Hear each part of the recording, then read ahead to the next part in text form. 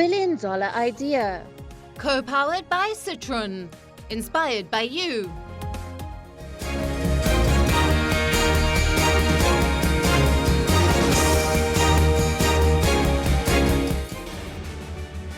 The 96-year-old apparel and textile brand has saved generations of customers. Raymond is the largest producer of suiting fabric in the world. Epitomizing his company's catchphrase, with a pinch of lavishness, is Gautam Singhania, the chairman and managing director of Raymond Group, one of the most iconic entrepreneurs of India. Apart from steering Raymond to greater heights, Gautam Singhania loves life in fast lanes, pricey assets and luxury mansions. The business tycoon holds India's hottest car collection, luxury yachts, business jets and helicopters. The billionaire racer personifies everything his company stands for. The complete man. I'm Jasper Reed and this is Billion Dollar Idea. Today we're joined by Gautam Singhania. Welcome, Gautam, to the show. Thank you. Gautam, you've enjoyed great success across a range of sectors, from textile to automotive to real estate. The list goes on. What's the secret? Well, I guess if you put your mind to something, firstly, the success doesn't come just to you. It comes to the team. You pick the right people, you pick the right team, you are focused, the success will follow. I mean, if you are passionate about what you do, I don't see any reason why the success should not come. And when you started out, Gautam, you make it sound very, very easy, but to what extent, when you started out, did you imagine you'd be where you are today? Well, you know, life is a journey, it's not a destination. You can imagine the rest of your life, you can plan for the rest of the year. And, you know, as you go on, your aspiration changes, your dreams change. And, you know, you can always say, one day I want to be here, but eventually it's all about, can you enjoy the moment? And when you were a younger man, what was the dream? Well, you know, you dream many things. I think you dream different things at different times in your life. I mean, probably when I was a kid, I dreamt of being a racing driver.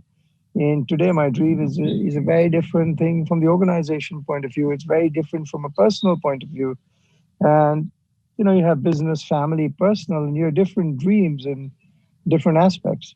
And talking about the family, Gautam, India famously has an extraordinary number of family conglomerates. I think after the US and China, it has the most family conglomerates on earth.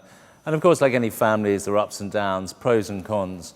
What's your experience been broadly of the family structure? Like everything in life, everything has its pros and cons. But I think we found a good blend between, you know, a family-managed business and a professionally run company. So I actually call it a third time a family-managed professional company.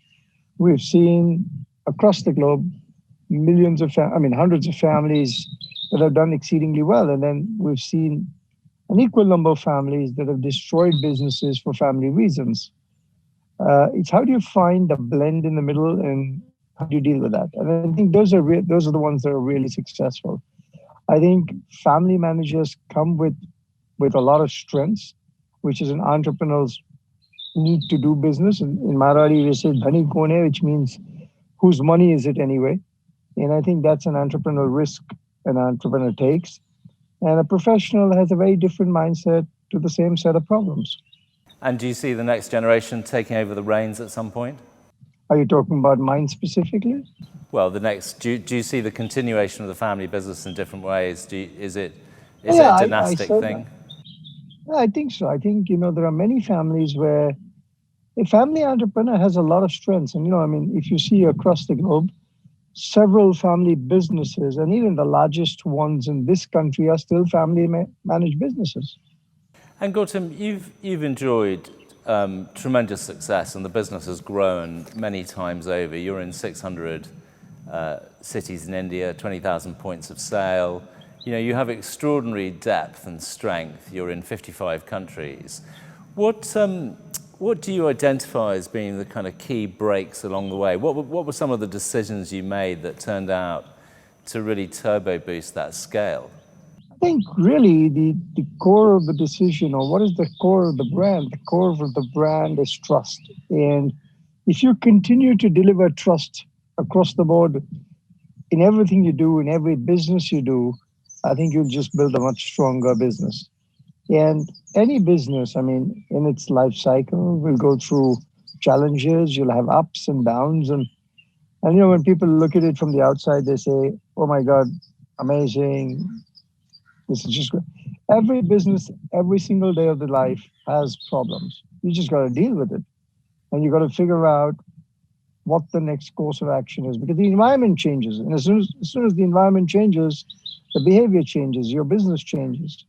So there's a lot of variables that go on, and that makes your business stronger. Fair enough. So it's to do with trust, it's to do with resilience, it's to do with flexibility. But Gautam, were there particular times when you look back over the last 30 years that really, from a sort of karma perspective or a destiny perspective, made a difference? Was it going to Ethiopia? Was it being more international? Was it getting into real estate? No. Well, like I said, I think at every stage in life, you had different challenges. So like you said, getting into real estate. We got into real estate when we thought the time was right for us to get into real estate. Now, if you asked me 15 years ago that would I be getting into real estate, I would say I don't know. And we've got into education, e-education this year. We, in fact, did the puja and launched it this weekend. Did we think about this 3 years ago? The answer was no. So life is dynamic. Your challenges are dynamic. I think the most important attribute that you need to have if you want to do business, or at least win in life, is to have a mindset, and a mindset to win, and a strong mindset. If you have that, I think you can achieve pretty much any challenge you have. And where did you get that mindset yourself from, Gautam? Is it nature? Is it nurture? Well, that's a very difficult question to answer, but I'm a very positive mindset person. I mean, look back at yourself, or look back at myself. We're just two individuals talking. We've both been through a pandemic in the last 12 months, almost to the day. It's been almost exactly a year since Maharashtra, a year and 2 days since Maharashtra closed down. And we've both been strong in our mind to come back. Of course, it's been a challenge. We all know how big a challenge it is. So you just have to keep having that mindset to win. And do you feel like that's been a constant through your life? Were you the same ambitious, kind of win-at-all-cost guy when you were younger? Has that something that's come on? I've just grown stronger in my resolve to win. I guess, when you've been in a challenge at the age of 20 and you've shown a strong mindset in it, you come out and then you start believing in something called a mindset, something called a positive attitude. And obviously, the more you believe in that, the stronger you get at it. Okay, so it's a state of mind, and it's evolved over time. Gautam, let's change direction a little bit and talk about you in the workplace. How do people perceive you amongst your very large organisation? Are you seen as being a command and control guy? Are you a consensus guy? And do you think there's a difference between what you think and what other people think? Well, I guess at different stages of my life, I cannot really tell you what other people think, because I think that's something you should ask them, because they might give you a more frank opinion of what they think about me than what I think about myself, what they think of me. Having said that, I think at different stages, again, in life, you need to be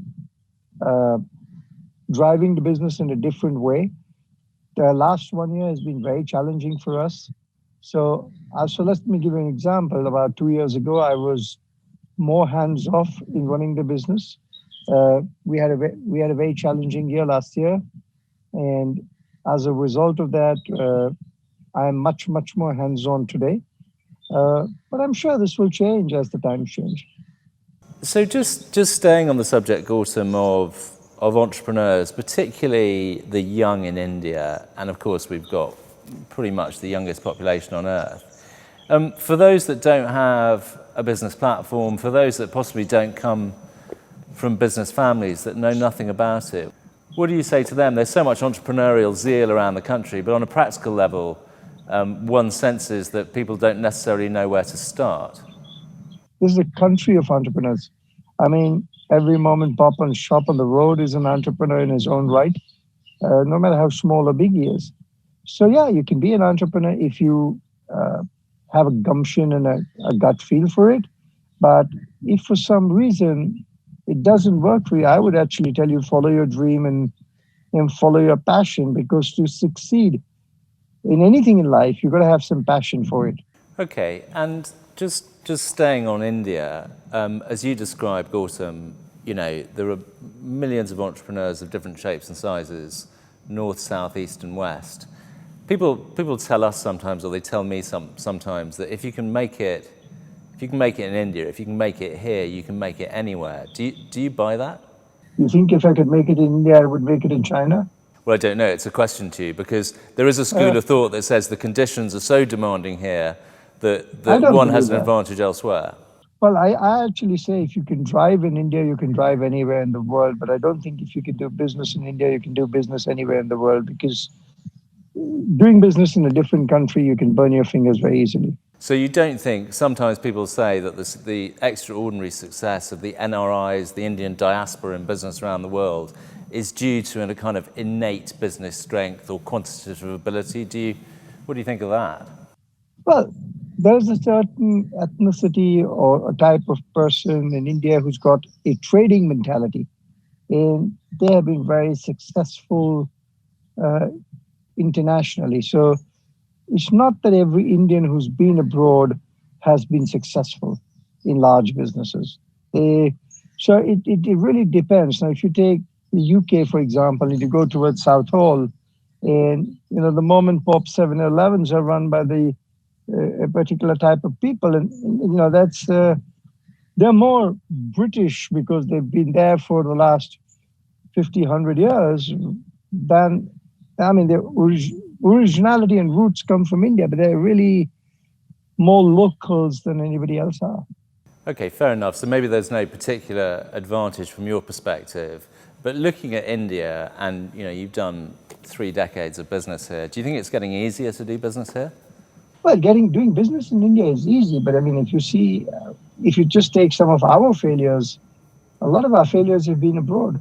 And it's being a group, you think you understand international markets, but when you're not living there, you're not quick enough to adapt to the change that's happening there. Let me give you an example. We had business in Kenya for 35 years, and you actually went there once a quarter for a board meeting. How much can you pick up on the nuances of what's actually happening in Kenya by being there twice for 2 days in a quarter? You really got to live there and understand that environment. It's the same as India. You might not have actionable information every day, but the information you have every day on what's happening in the country, as opposed to for me having information once a quarter in Kenya, helps me take a more informed decision in the country I'm in. And do you see, when you look at technology, whether it's e-education or in your own businesses and the rest of it, and it's developed over time across your group, do you see technology as being a maker of jobs or a taker of jobs, or a bit of both? I think it will stay job neutral, because you're going to need people on the tech side, and it's really how well the people use the technology. So I don't think technology is per se taking jobs. You might have to reskill people. Okay, let's move a little from technology to culture. We've had many guests on the show, Gautam, who, when they're asked, what is the essence of their company or what's their competitive advantage, many of them say it's culture. Question number one, do you believe in that? And two, what do you do on a practical level to reinforce the culture of your business? So you say culture, I say people. And it reminds me of a story of one of my ancestors who, somebody came to the company and said, our competitors want to come and see our factories. And the manager said to the family that we should not allow them to do that. And my uncles at that time said, let them come and do that, and there's no problem. So the gentleman replies, so why? He said, anybody can go and buy machines. It's the people. And we have the people that make the difference. And in any organization, the culture really comes from the people. And the culture is something that's handed down. So if you do a research of the Raymond brand per se, the word that comes out on top across our businesses, whether it's engineering or the components, real estate or textiles, the word that comes out on top is trust. Okay, so there's an eternal value of trust. What is Raymond Reimagined? This is a term that you've seen the group use. What's that all about? So, I believe that every 7-8 years you need to keep re-evolving yourself. You got to get out of a little bit of a comfort zone, and I think that Raymond Reimagined was all about that. It was all about re-energizing everybody and saying, you got to do the same things a little differently. I was shaking up everybody. And how do you shake up and reinvent yourself, Gautam? Are there things that you do to kind of keep your mind sharp or to keep yourself open-minded? You just have to continuously think differently. There's a churn of people at times. Fresh people bring fresh ideas. You have to be open to listening. You just got to, keep. Who would have thought what you and me doing today was possible a year ago? We would be sitting in your studio at my house. And, the environment changes and you readapt yourself. Well, that's very true. I think looking at the contrast now, we'd rather be at your house than in the studio. But we'll do that next time. Gautam, just a question connected with you and how you think. When do you find you have your best ideas? Are there circumstances when that happens, when you're asleep or when you're playing sport? Or I have ideas 24 hours a day, fortunately. I'm driving a car. I will have sent 50 recordings to my office. I'm having a shower. I have ideas. Sitting at home. My mind is working. In the middle of my sleep, I'm having ideas. I wake up with ideas. So that's how my mind is. Do you suffer from insomnia? Are you a good sleeper? No. Reasonably good. That's anybody would love to sleep better, but if you have a clean heart, you sleep well. Gautam, just staying on you, you've got, it's well known that you have a range of personal pursuits and are very active in them. How did you get into those? How did you get into motor racing and boating and all of the various... So I think, the company tagline sums it all up, the complete man. And, I can get away under the garb of saying you want to become the complete man and then, indulge in these passions. But at the end of the day, I'm a guy I enjoy. So I had motorsport in my blood since I was 4 years old. I had my first go-kart at the age of 4. And cars and motorsport is something that is deeply, deeply entrenched in my system. And, it grew off as a small little seed. And today it's a very, very big part of my life. Auto is a massive part of my life. And, I enjoy it. I enjoy it thoroughly. And do you think on that front, as an observer of the sport and a great expert in it, some people accuse, particularly Formula One, of becoming a bit boring, too many wins for the same people? What do you think about that? Well, I shouldn't really comment on that because I sit on the FIA, but they're doing a lot to try and revive the sport. And I was watching the Bahrain testing this week. I'm pretty convinced that we're going to see a lot more competition in the coming year. Having said that, I think Mercedes, they did a fantastic job. You can't hold it against them. For 6 years, 7 years, they stayed on the top. And who can ever hold that against anybody?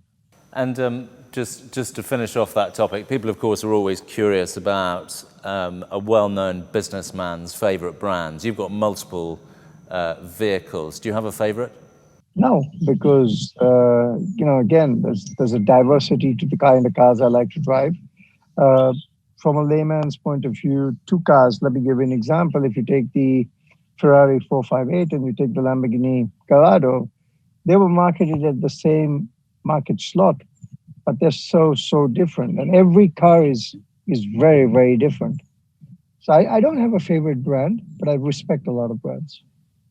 Okay, but just in terms of brand India, there are those that certainly argue that brand India, it has some challenges, right? We have only 8 million visitors a year. We're one of the oldest, deepest cultures on earth. And yet, when you go around the world and talk to people, they see India in a certain way. They see it as big, they see it as crowded. You hear the same things again and again. If you were in charge of the project of Brand India, and we've seen projects like Make in India and other initiatives, what would you be doing to kind of reposition India, if you like? Or do you think that's an organic thing? If I was in charge of promoting Brand India, I've got lots of ideas that can be done. I've had tens and tens of friends who come to visit me. Last year, unfortunately, because of the pandemic, it got cancelled, but we were having about 60 or 70 people coming into India where we were going on a driving trip. Now, they were coming because somebody had put it together for them. How do we put this together for people? How do we make it easier for them to come? How do we cut the red tape? How do we, the visa on arrival like Thailand has is one such initiative.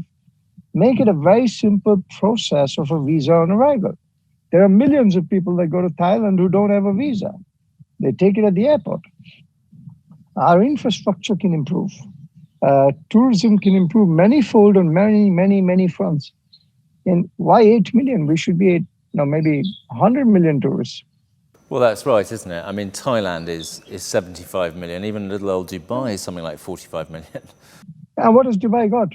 Nothing. It's got 5 miles of bars and restaurants and entertainment. Why can't we create bars and entertainment? And we got culture, which Dubai doesn't. If you want to have nightclubs, people want nightclubs. People want restaurants. People want bars. They want to go out and eat well on a holiday. They want a swimming pool. They want to swim by the sea. They want activity. So you can go to Dubai, you can do skydiving, parachuting, dune bashing, race car driving, whatever you want. You can become the complete man. Okay, so plenty of demand. Demand's not the issue, appetite's not the issue. But on the supply side, and this is a leading and difficult question, Gautam, but what's going on? Why don't we have all those things? I don't sit in Delhi. I'm the wrong guy to ask. Well, we sit in Delhi and we're not sure either. Let's move off that topic. But we'll stay on India if you like. So, if you think about the India that you started business in versus now, undoubtedly there's been extraordinary progress. What's your forecast for the next 20 years? Are you bullish? Yeah, I've been a bullish guy in India all my life. That's why I've never moved from India. I live in Bombay. Bombay is my home. And, I always ask my wife, I said, which other country would you like to go and live in? And honestly, between the two of us, we haven't found an answer of a single country. That you could live the lifestyle and you could live with the happiness, with the kind of people. In India, the kind of people that you can live with who are genuine, I don't find that in any country in the world. Well, I mean, I personally couldn't agree more. That's why we're here. And it is interesting, isn't it, that the contrast between the perception and the extraordinarily rich reality is a very large one. Maybe we should console ourselves that only we should keep the secret of India, and it's so great that we'll keep it to ourselves. Maybe we look at it that way. But Gautam, we're in the home straight here. You've got furlongs and furlongs and miles of your career to run. But when you're kind of at the checkered flag, and you're looking back from the winner's enclosure, how do you want people to see you? What are there things that you'd feel you'd like to achieve by then? Well, I think really, without sounding wrong, is that I genuinely believe in living the complete life, or try to become the complete man. I've seen many people who work 20 hours a day. It's the famous old story where a guy became 21, his son became 21. The guy gave his father gave the son a Ferrari, and the son gave the Ferrari back and said, "You know what? I wish you were here for the last 21 years of my life." And life is all about a balance. And if you can live life balanced with a good value system and being good to people, people remember you because they want to remember you, not because they have to remember you, that would be a great thing. Gautam, I think that's a fantastic place to end. Beautifully said. You're an inspiration to others who would like to be a complete man. I'm sure there's still stuff to complete yourself, but we've really enjoyed talking to you, and thank you so much for your time. Thank you, Jasper. It was a pleasure talking to you too.